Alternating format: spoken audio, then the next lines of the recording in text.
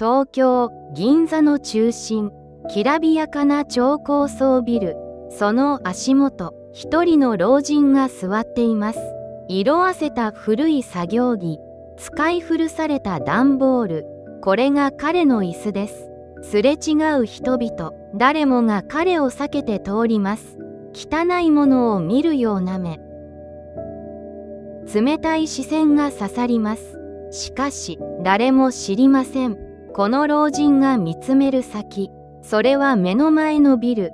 そして全てを動かす力、あなたが信じている現実、それは本物でしょうか。老人の名は片岡真一。かつて日本の建築を支えた職人。今はただ小さな命を見つめています。ビルに迷い込んだ野良猫、そっとキャットフードを差し出します。小さな声でつぶやきます。お腹が空いていたんだね。その時、激しい足音が響きます。高級な革靴の音。若い男が近づいてきます。仕立てのいいスーツ、自信に満ちた表情。男は新一の前に立ちました。猫は驚いて逃げ出します。残されたのは冷たい沈黙だけでした。男の名前は佐藤大輔。ビルの20階、急成長する企業の社長。大輔は新一を見下ろします。鼻で笑いました。大輔の口が開きます。朝から気分が悪い。不老者は路地裏へ行け。冷酷な言葉。新一は怒りません。ただ静かに見上げます。大輔は胸ポケットから住まいの硬貨を取り出しました。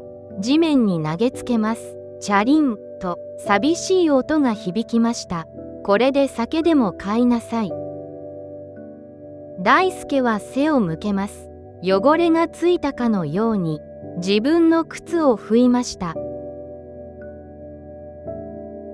新一は硬貨を拾いません。ただ去りゆく背中を見つめます。小さな声でつぶやきました。若者よ、足元を見なさい。それは届かない警告でした。大輔はそのままビルの中へ消えていきます。自動ドアが閉まる音、まるで別の世界を分けるように、新一は静かに段ボールの椅子に戻ります。彼の目には悲しみはありませんでした。あるのは深い見守りの光。まだ気づかないか。大輔が去った後、ビルの奥から一人の女性が現れます。スーツを着た女性、ビル管理所長の由美。彼女は新一に近づきます。深く頭を下げました。手には一枚の書類があります。それはこのビルの更新書類。由美は静かに言いました。会長、そろそろお時間です。新一は微笑みます。彼にはまだ早いようだ。立ち上がる新一。その背中は小さくありませんでした。大輔の会社を待ち受ける静かな嵐。次のお話で、すべての歯車が動き出します。ビルの20階。そこは別の世界です。磨き上げられたガラス、洗練されたオフィス。佐藤大輔、46歳。彼は外を眺めていました。高級な時計、完璧な仕立てのスーツ、すべてを手に入れた男。しかし、彼の視線の先、ビルの入り口が見えます。そこにはいつもの老人、片岡真一の姿。ボロボロの青い作業着、段ボールの上の小さな影。大輔の眉が潜みます。なぜあそこにいる。美しいビルにふさわしくない。彼はそう信じていました。翌朝の銀座、冷たい霧が流れます。新一は座っていました。小さな温かい缶コーヒー、それを両手で持っています。白い息が静かに消えます。その時でした。カツカツと響く靴音。足音が近づいてきます。大輔が歩いてきました。彼の表情は硬い。今日の取引のストレス、それが彼を支配していました。新一の前を通る瞬間、大輔は足を止めます。その目は冷酷でした。新一は静かに見上げます。言葉はありません。大輔の口が開きます。低い声でした。毎朝、見苦しいんだ。ビルの価値が下がる。冷たい言葉の暴力、新一は動じません。ただ、大輔を見つめます。大輔は舌打ちをしました。ポケットに手を入れます。いくつかの小銭、それを地面に投げました。硬貨が転がります。コンクリートの上の根、新一の足元で止まりました。これで移動しなさい。大輔は言い放ちます。それが優しさだと本気で思っているようでした。新一は小銭を見ません。大輔の目を見つめます。そして静かに口を開きました。古い職人の重い声。若者よ、足元を見なさい。高すぎる場所からは大事なものが見えない。大輔は鼻で笑いました。その言葉の意味、理解しようともしません。負け犬の遠吠えか。大輔は背を向けます。高級な靴を響かせ、ビルの中へ歩いていきます。新一はその背中をただ静かに見送りました。悲しい目をしていました。大輔が消えた自動ドア、その奥のカウンター、一つの影がありました。ビル管理所長のユミ。彼女は全てを見ていました。握りしめた剣、彼女の目は震えています。大輔の傲慢な態度、それは許されるものではない。ユミは新一に駆け寄ります。地面の小銭を拾おうとします。しかし新一は止めました。そのままでいい、ユミさん。人は自分で気づくしかない。新一は静かに微笑みます。しかしその手には大輔の会社の契約書、更新を拒否できる権利、静かな嵐の予感。彼の本当の試練がここから始まろうとしていました。大輔の運命はどうなるのでしょうか。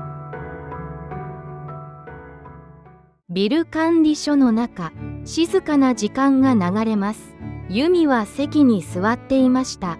手元のパソコン画面、そこには大輔の会社のデータ、家賃の入金履歴、そして契約更新の通知。ユミは深くため息をつきます。彼女の脳裏に浮かぶもの、それは毎朝の光景です。大輔が新一を罵る声、冷たい硬貨の音。ユミは胸が締め付けられます。新一の本当の姿、それを知らない大輔の傲慢。ユミは書類を見つめました。気づく時は来るのでしょうか。静かな部屋に時計の音だけが響いていました。ビルの20階、大輔のオフィスです。部屋の中は慌ただしい。電話の音が鳴り響きます。大輔は机を叩きました。投資家からの厳しい条件、それが彼を追い詰めていました。ビルのオーナーの推薦状、そんなものがなぜ必要なんだ。大輔の声が震えます。会社を大きくするための投資、そのためにはこのビルのオーナーの許可、それが絶対の条件でした。大輔は受話器を置きます。彼の手は少し震えていました。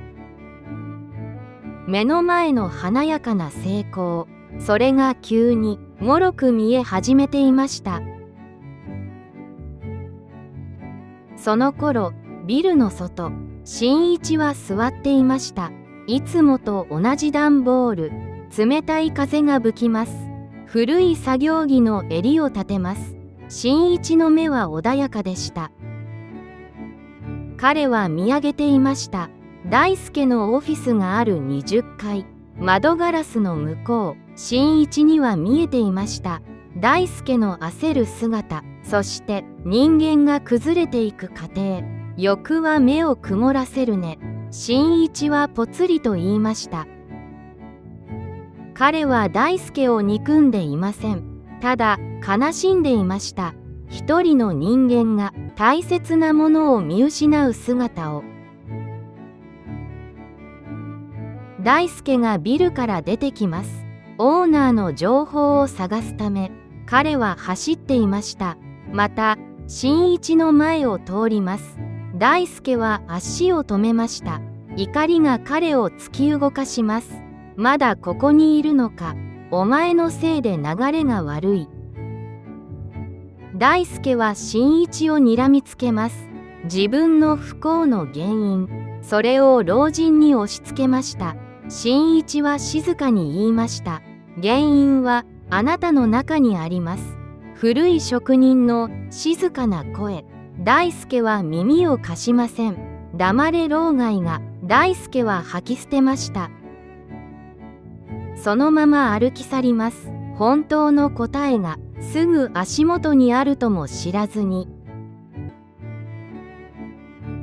夜の管理所、新一がドアを開けました。由美は深く頭を下げます。新一は椅子に座りました。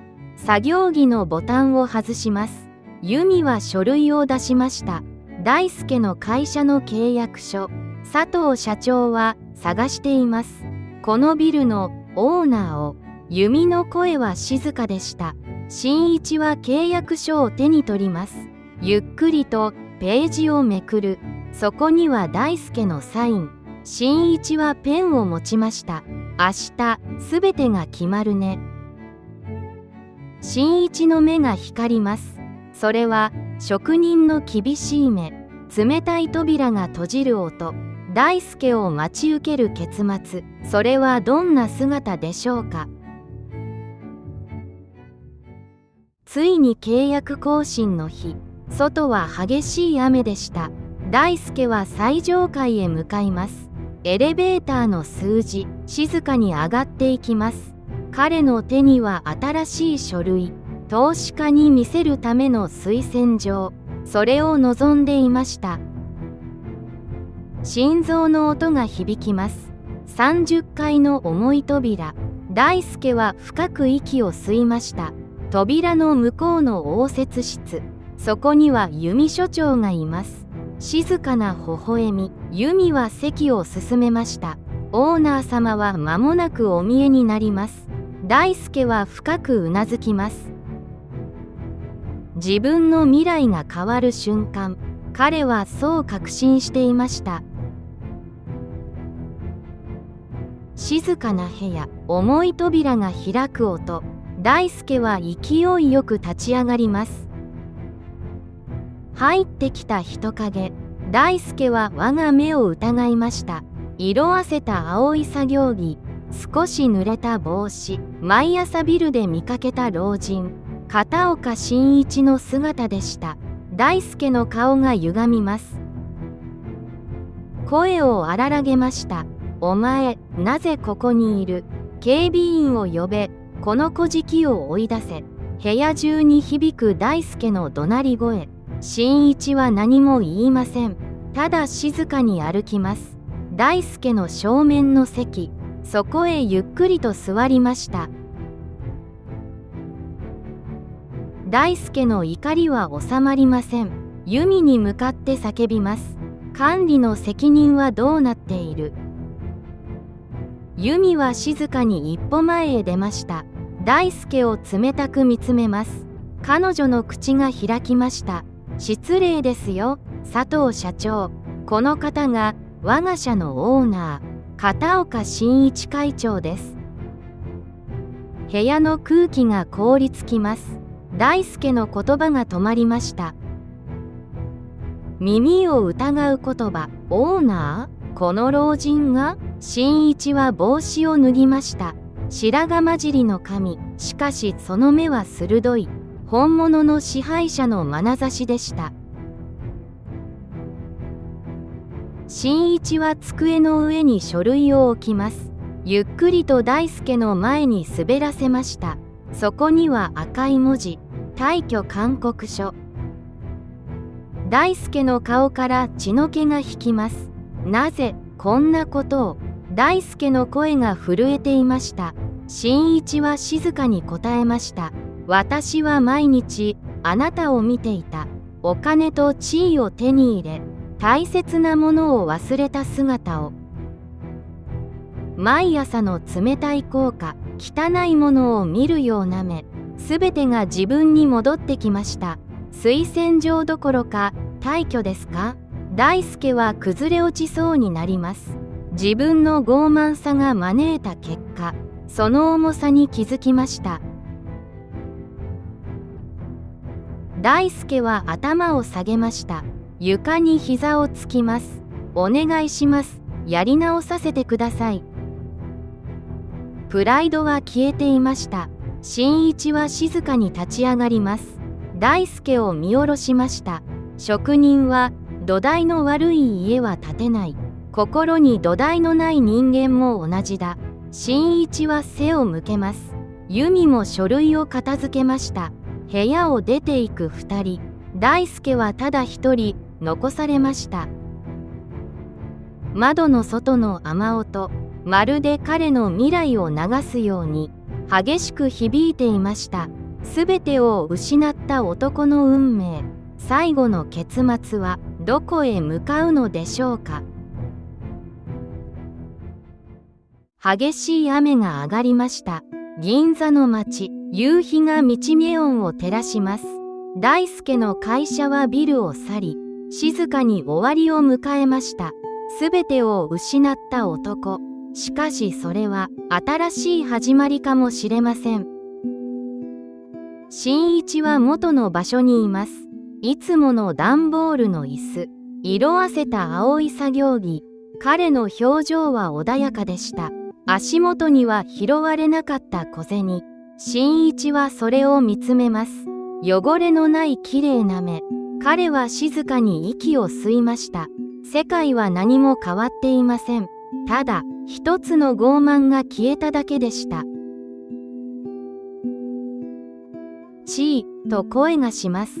あのが迷い猫、再び姿を現しました。新一の足元に近づきます。新一は優しく微笑みました。